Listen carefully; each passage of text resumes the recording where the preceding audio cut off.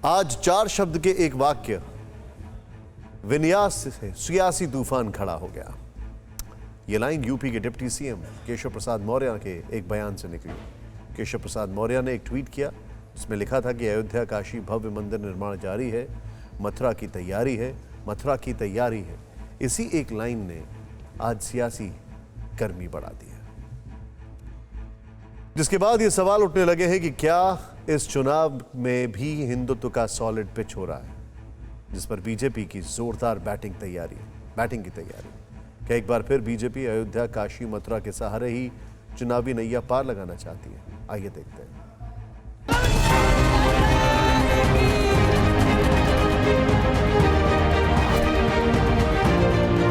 चुनावी माहौल में उत्तर प्रदेश के डिप्टी सीएम केशव प्रसाद मौर्य के इस ट्वीट के बाद सियासी सरगर्मी तेज हो गई। सवाल उठने लगे कि क्या इस बार यूपी चुनाव में मथुरा बड़ा मुद्दा होगा? क्या यूपी चुनाव में अयोध्या काशी और मथुरा बड़ा एजेंडा होगा? क्या चुनावी रण में बीजेपी हिंदुत्व को बड़ा मुद्दा बनाएगी?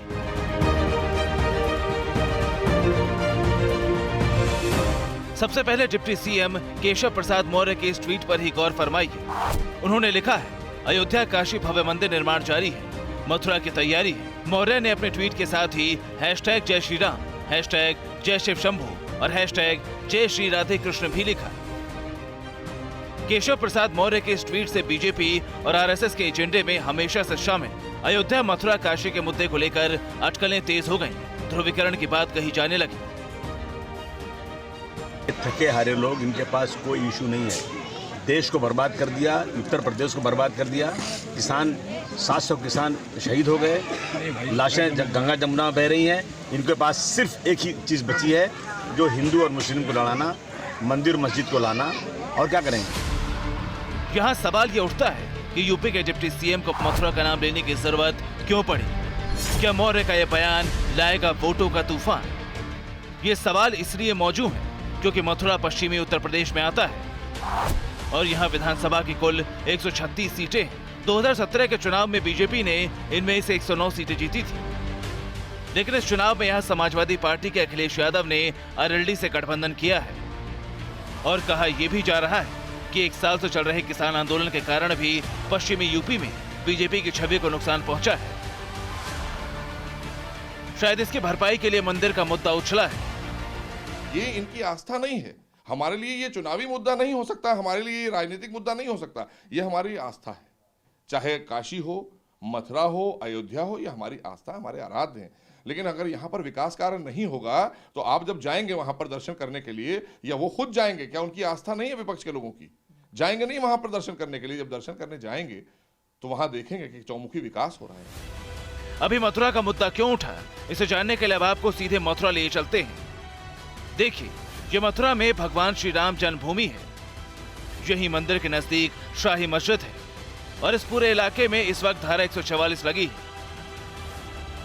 आज पुलिस ने प्रिकॉशनरी इस पूरे इलाके में, क्योंकि मैं इस वक्त जहां खड़ा हूं, ये भगवान श्री कृष्ण का जन्म स्थान है और ये जन्म स्थान को जाने वाला रास्ता है। इसके बाद पुलिस ने इस पूरे इलाके में धारा 144 लगाई है और ये दावा करने वाले तमाम लोगों को हिरासत में ले लिया गया है।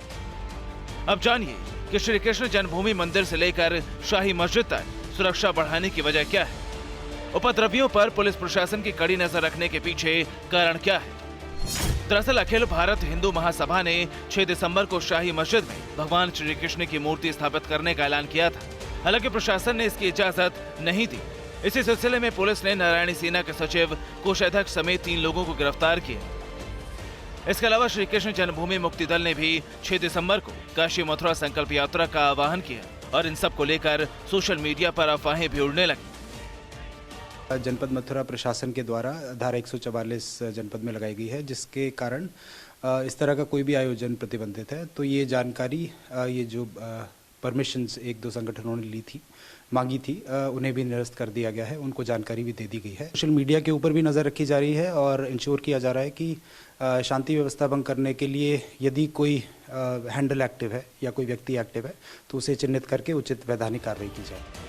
इससे पहले 24 नवंबर 2021 को सीआरपीएफ महानिदेशक की तरफ से केंद्र सरकार को एक विशेष रिपोर्ट भेजी गई। डीजी सीआरपीएफ की इस रिपोर्ट में लिखा है की सूचना के अनुसार सभी स्थानीय मस्जिदों में ऐलान किया जा रहा है कि मुस्लिम समुदाय के लोग पूरे मथुरा शहर में अन्य किसी मस्जिद में नमाज अदा न करें, बल्कि सभी नमाजी शाही ईदगाह मस्जिद में ही नमाज के लिए आएं, जिससे अधिक से अधिक भीड़ एकत्रित हो। शुक्रवार को छोड़कर अन्य दिनों में भी 5-6 लोग नमाज के लिए आते थे, लेकिन अभी 30 से 35 तक नमाजी इकट्ठे किए जा रहे हैं। कुछ नमाजियों की गतिविधि भी संदेहास्पद प्रतीत हो रही थी, जिसमें वे शाही ईदगाह मस्जिद की सुरक्षा का छिपछिपाकर जायजा ले रहे थे। वे संभवतः यह आकलन कर रहे थे कि पूर्ण सुरक्षा क्या है, कितने जवान कहां तैनात हैं। प्राप्त सूचना के अनुसार कानून व्यवस्था बिगड़ने या प्रतिकूल प्रभाव पड़ने या सामाजिक सौहार्द पर असर पड़ने का खतरा है। इसके बाद केंद्रीय खुफिया और सुरक्षा एजेंसियां और अलर्ट हो गई हैं। मथुरा की सुरक्षा और बढ़ा दी गई है। फिक्र आपकी, सोमवार से शुक्रवार रात 9 बजे सिर्फ TV9 भारतवर्ष पर। देश बनता है अपने नागरिकों से, ऐसे नागरिक जो अधिकार के साथ कर्तव्य पर भी ध्यान दें, जो सच्चाई का आदर करें लेकिन असत्य से लड़ना भी सीखें, जो सिर्फ जानकार न बने बल्कि जागरूक भी रहें। इस काम में TV9 डिजिटल है आपका मददगार लगातार, ताकि आप भीड़ का हिस्सा न बने बल्कि राह दिखाएं भीड़ को। देखते रहिए TV9 डिजिटल।